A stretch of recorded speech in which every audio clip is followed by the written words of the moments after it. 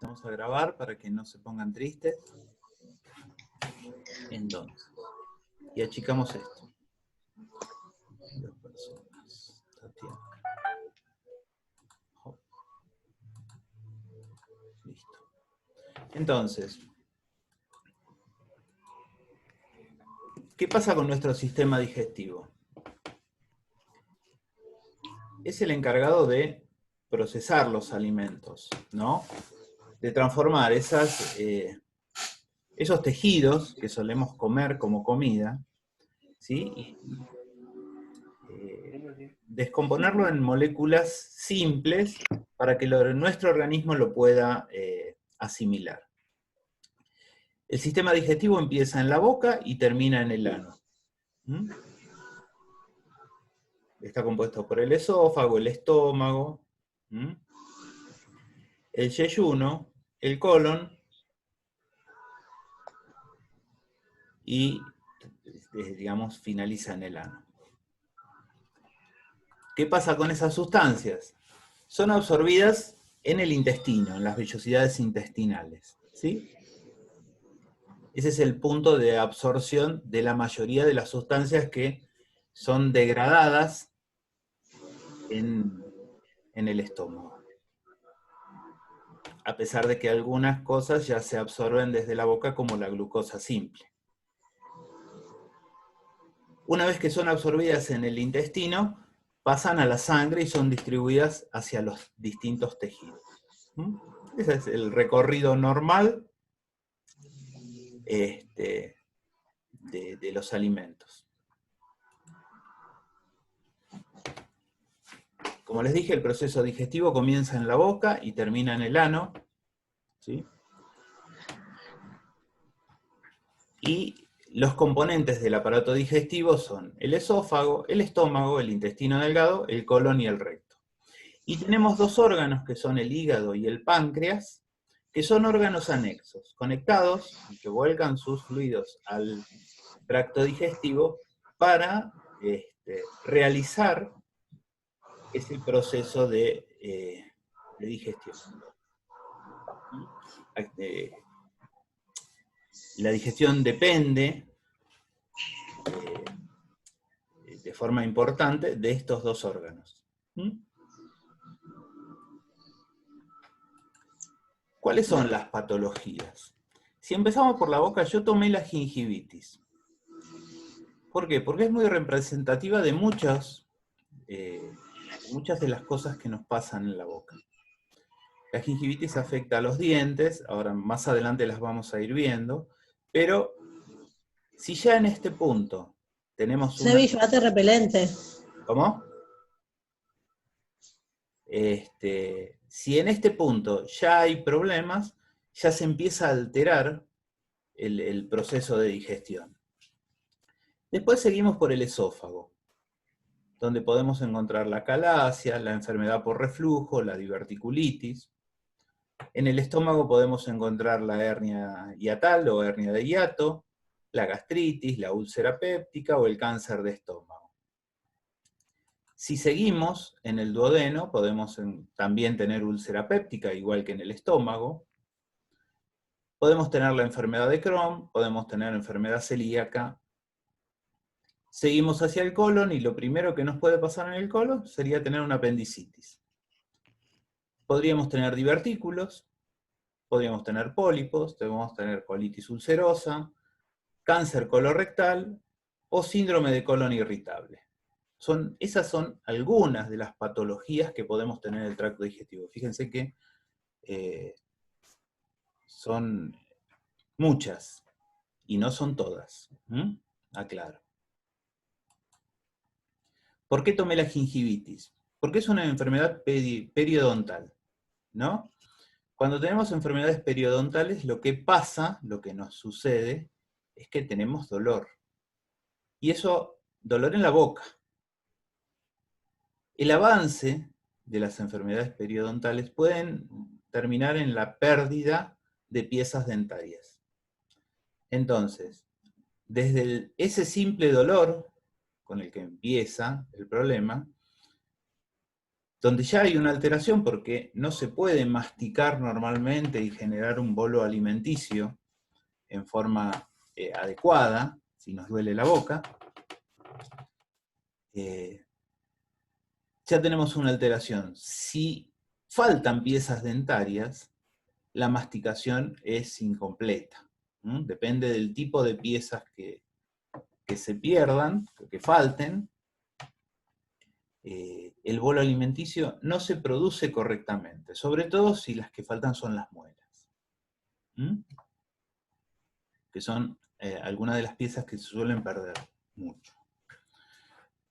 Otro problema que tenemos es la acalasia. Habíamos nombrado la acalasia esofágica, o simplemente acalasia. ¿Qué pasa con la acalasia? No o sea, hay una pérdida del peristaltismo esofágico. Entonces, el bolo alimenticio que hemos formado en la boca no avanza por el esófago. ¿El resultado? ¿Cuál les parece que va a ser? ¿Que el bolo alimenticio no va a llegar al estómago? El primero es ese, el bolo alimenticio no va a llegar al estómago. Pero ¿qué pasa? No lo vamos a poder tragar, no va a avanzar. Por lo tanto, no es una situación de reflujo, ¿no? Es ponerle comida a alguien en la boca y que no avance, como cuando estamos dormidos. Si estamos dormidos, difícilmente si nos ponen algo para comer, lo podamos deglutir y avance por nuestro esófago.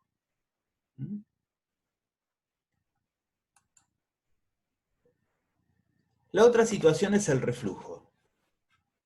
¿Sí? El reflujo esofágico, en ese caso, lo que sucede es que el bolo alimenticio, en vez de avanzar hacia el estómago, vuelve hacia la boca. Por lo tanto, el proceso digestivo tampoco se va a producir, ¿no? Siempre hay reflujo. Una parte del alimento va a pasar al estómago, pero otra parte va a volver hacia la boca. En general, esto está relacionado a problemas en el esfínter inferior, ¿sí?, del esófago, o cardias. El cardias no cierra correctamente, ¿no? Acuérdense que los músculos, el cardias se abre, ¿sí?, y cuando se relaja está cerrado, ¿no? Se abre para que pase el alimento y después se vuelve a cerrar solo. Entonces, ¿qué sucede? Este cardias no tiene esa funcionalidad, la pierde, y el contenido gástrico y lo que nosotros estamos poniendo en el esófago vuelve hacia arriba, con todos los problemas que le puede traer a esa persona que quiere comer. El síntoma de esto es la regurgitación, que uno siente que le viene la comida a la boca de vuelta. Me volvió la comida a la boca. Sensación muy desagradable, que todos en algún momento la han tenido. Esto, en general, el tratamiento es modificar la forma de alimentación. Reducir los volúmenes.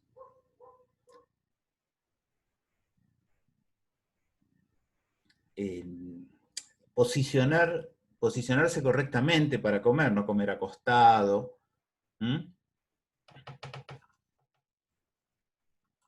Se terminó la reposera y ese tipo de cosas. Tenemos que comer sentados. Piensen que, llévenlo a su paciente. paciente, imagínense, paciente internado, adulto mayor, que está en semi-Fowler. No está sentado ni está acostado. Está semi. Entonces, esa persona, si tiene reflujo, no lo vamos a ayudar mucho. Si lo sentamos más erguido, ¿sí?, vamos a reducir esa regurgitación porque la misma gravedad va a ayudar a que baje. Por eso el posicionamiento. Esto se ayuda, ¿sí?, con medicación, con terapia inhibidora de la secreción ácida. ¿Por qué? Porque esta persona siempre tiene reflujo. Siempre tiene una parte de contenido gástrico que va a subir al esófago. Entonces, el esófago no está preparado para contener jugo gástrico y va a ser lesionado. Y cuando se lesiona, seguramente va a ser necesario que ese paciente sea reparado mediante cirugía. Esa lesión muchas veces no se resuelve sola, sino que tiene que ir a cirugía. Pasemos a los divertículos. El divertículo es una evaginación de la mucosa a través de la capa muscular del esófago. Acá yo les puse un gráfico para que ustedes lo vean bien. ¿Sí? Imagínense que toda la pared del esófago tiene anillos musculares. Eso lo saben. Entonces, el divertículo es esta evaginación que pasa a través de los músculos. Esta es una endoscopía, ¿sí?, de un divertículo. Estos son los divertículos, estos de acá.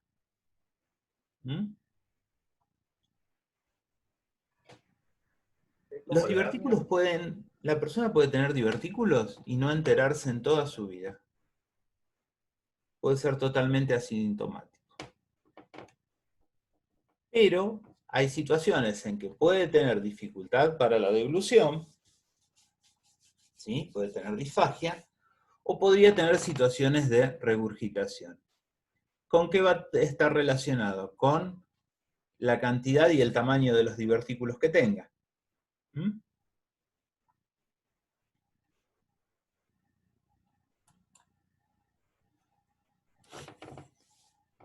Otra situación, que ya sucede en el estómago, hablamos de la hernia hiatal. ¿El hiato qué es? Es el orificio por el cual pasa la última parte del esófago y se conecta con el estómago, ¿no? Entonces, ¿qué sucede en la hernia hiatal? El estómago atraviesa la hernia, el hiato, hacia arriba, hacia el espacio donde está el esófago. El estómago tiene que estar por debajo del diafragma. Esta es la posición normal del estómago. Acá está el diafragma. Entonces, ¿qué sucede en la hernia? El estómago atraviesa el hiato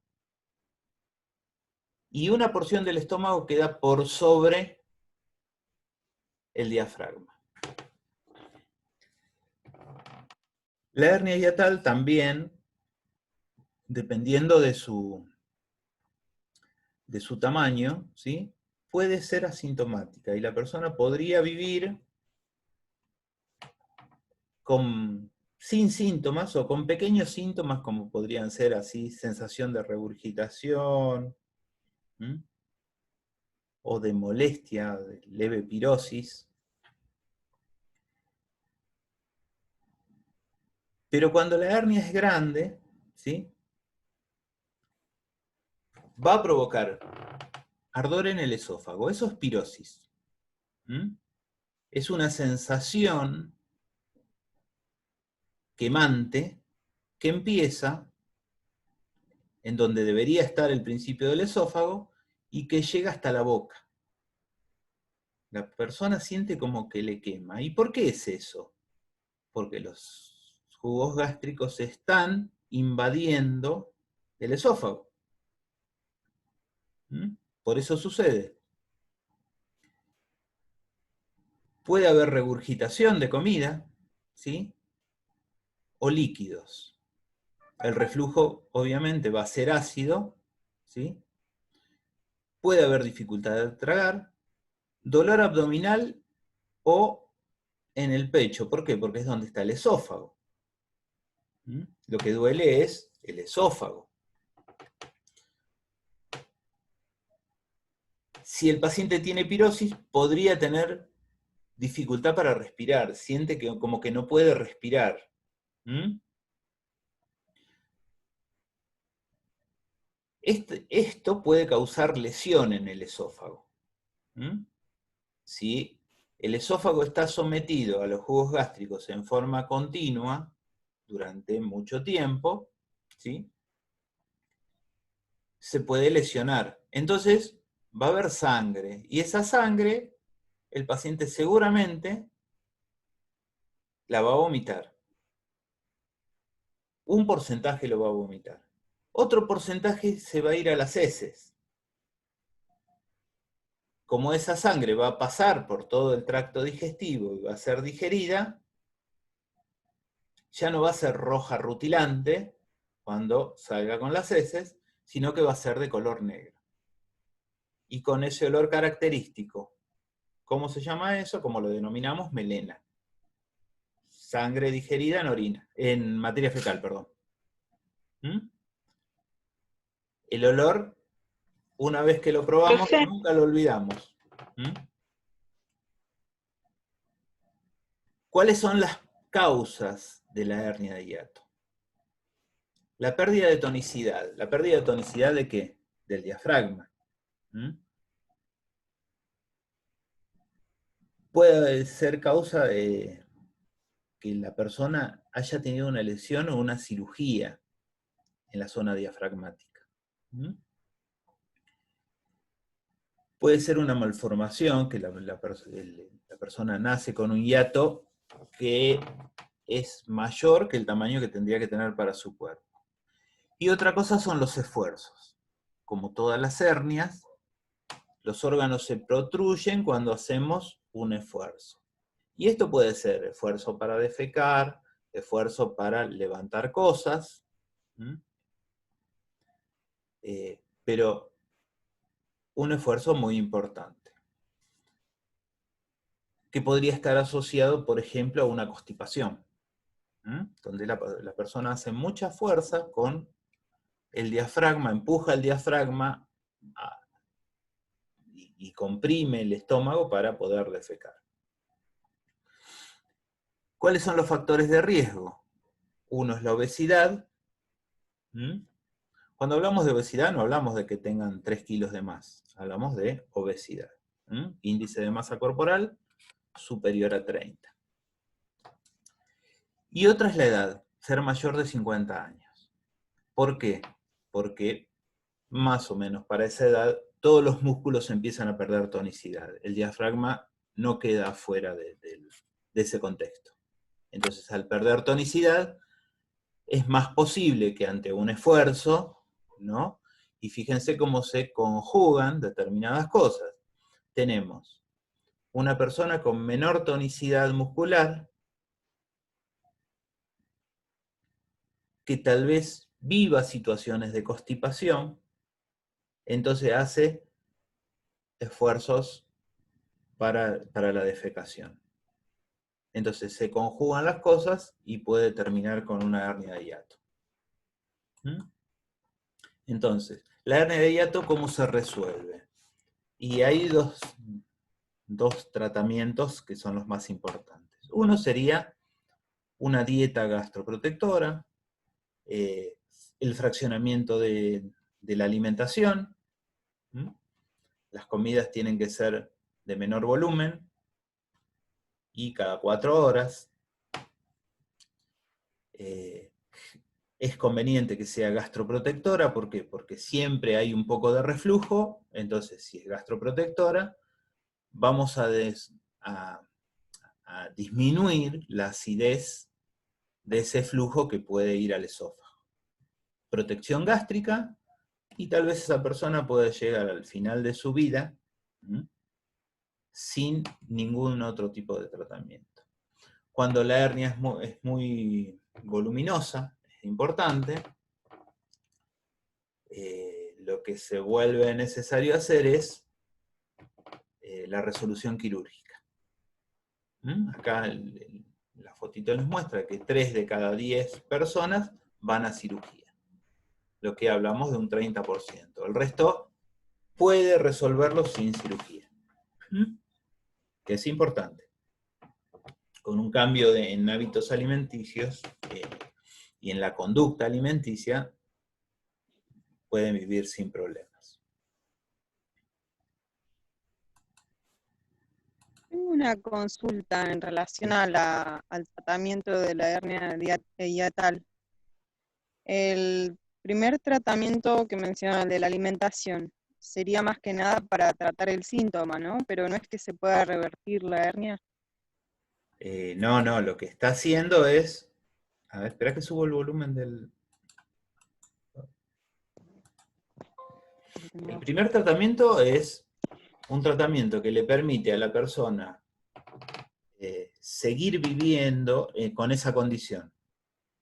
No resuelve la hernia. Claro, síntoma. O sea, digamos, la hernia es tan grave como para entrar a un quirófano.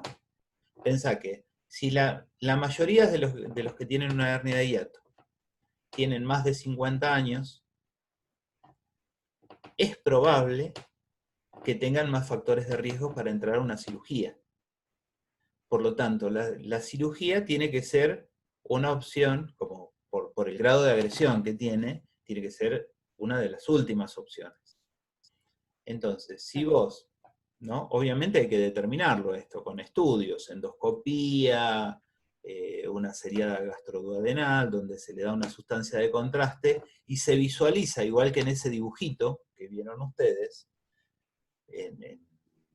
con la sustancia de contraste se visualiza bien la hernia. Y con la endoscopía se puede ver cuánto del órgano pasó, y si hay lesión, no hay lesión.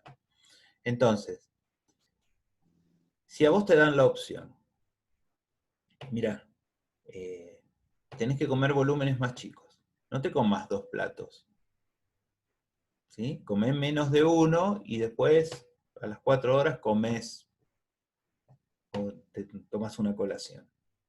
Y no vas a ir a quirófano. Si con eso andas bien, no es necesario que vayas a quirófano. Cambia la conformación de tu comida. Deja de comer picantes o de tomar gaseosas, ¿no? O cosas que irriten y que puedan ser provocadoras de gases o de lesión. Por ejemplo, una de las cosas que uno tiene que dejar son todas las gaseosas, ¿no? Porque son cosas que favorecen el reflujo. Porque uno, junto con el líquido, ese líquido libera mucho gas dentro del estómago, entonces aumenta el volumen y va a tender a subir hacia el esófago. Entonces, se puede hacer, no es algo imposible, y la persona va a vivir bien. Una vez que te acostumbras a comer, a tener otra conducta alimentaria, es fácil mantenerla. Para la mayoría es fácil mantenerla. Y vos te olvidás de que tenés una hernia. Porque el tema es eso, vos decís, una vez que vos adoptaste la conducta, ya deja de ser, estoy haciendo dieta para no tener problema. No, adopté una conducta más sana para manejar este problema que tengo, nada más. Es distinto. Y la persona puede vivir bien, sin tener que ir nunca a una cirugía por esa hernia. ¿Se entiende? Hola. Sí. Sí, se entiende. Claro, sería tratamiento La sintomático, hernia ¿no? no la está resolviendo.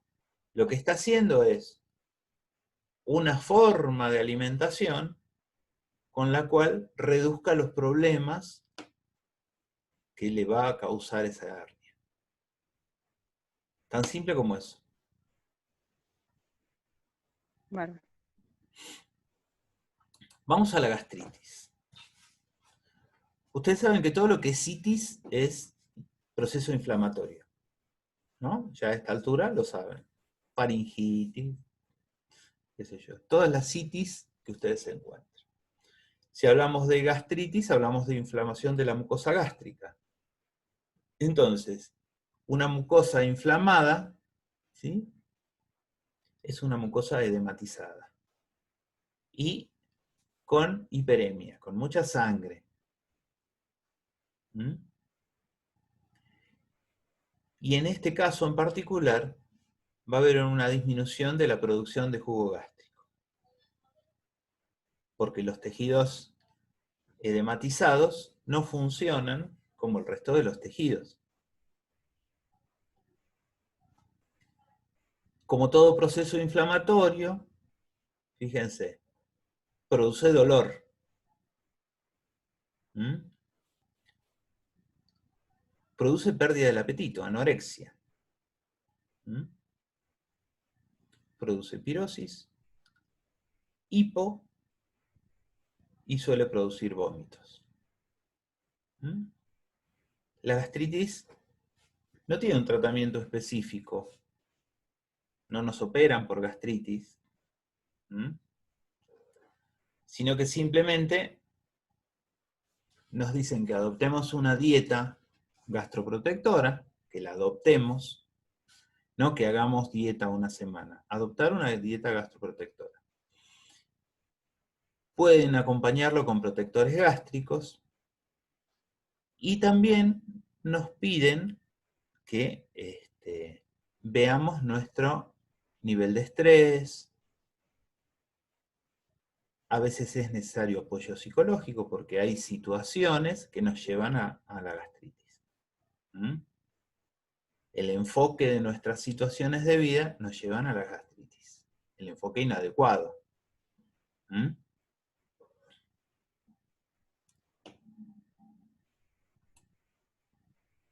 Como todo proceso inflamatorio, se puede pasar. Y no tenemos garantía de que no vuelva. De la gastritis, ¿sí?, podemos pasar a las úlceras.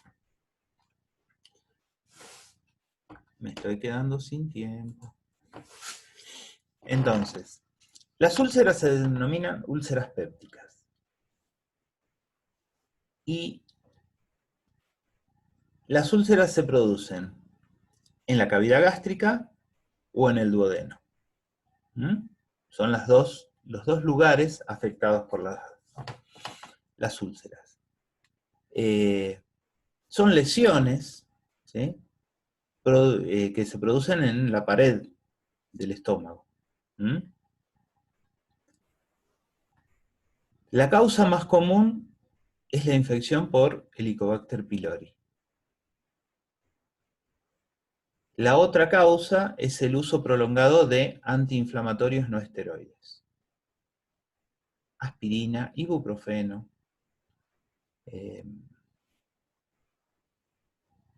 ¿Qué más tenemos de moda que se usa? Diclofenac. Tomate un diclo. Clavate un diclo. ¿Sí? Esta es una de las causas por las cuales no se recomienda la automedicación. ¿Mm? ¿Por qué? Porque un diclofenac es bueno, o un ibuprofeno es bueno, en la cantidad justa. Cuando uno se automedica, ¿qué hace? Y lo toma durante 6 meses, porque yo con el ibuprofeno ando bien.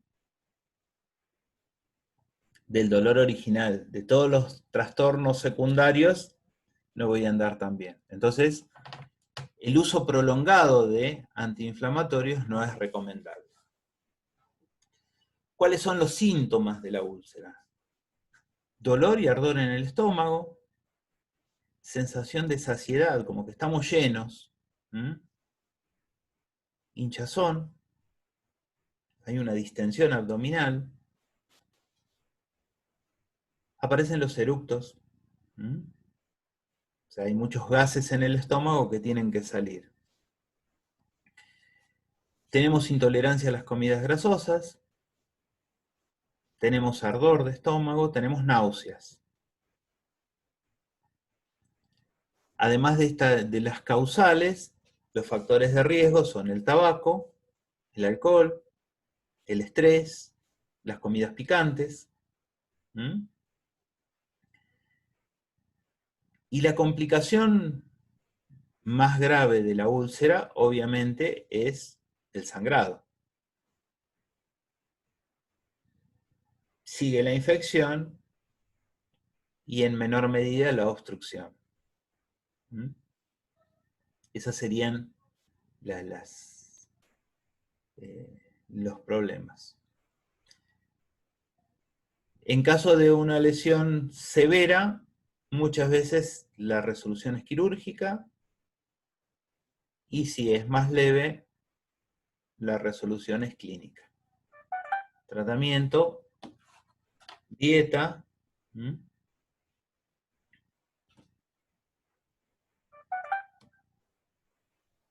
es esto?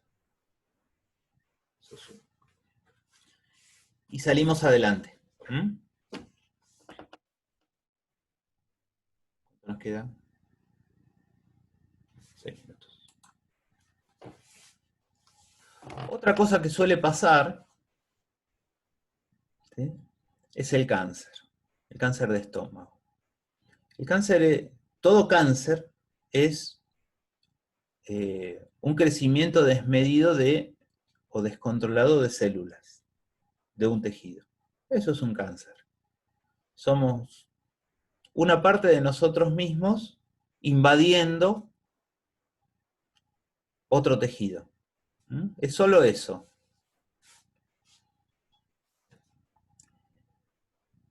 El cáncer de estómago en general se produce en las células que recubren el estómago y se denomina adenocarcinoma. Esto es en el 95% de los casos. Después, bueno, existe el otro 5%, se divide en, ¿cómo se llama?, en otros tipos de cáncer que invaden el estómago, pero el más común es este. Los síntomas del cáncer suelen ser la fatiga, la sensación de hinchazón después de comer, la sensación de saciedad después de ingerir pequeñas cantidades de comida, o sea, comí una galletita y ya me siento satisfecho, cosa que algunos nos vamos a dar cuenta rápido si tenemos cáncer. El ardor de estómago intenso y persistente, el proceso de indigestión, o sea, la digestión que no se realiza correctamente. La persona puede tener náuseas sin causa aparente, puede decir, comí, como les dije, una galletita y tengo náuseas, ¿no? No hay una galletita sin sal, de esas súper sanas, y nada, ¿no? El dolor,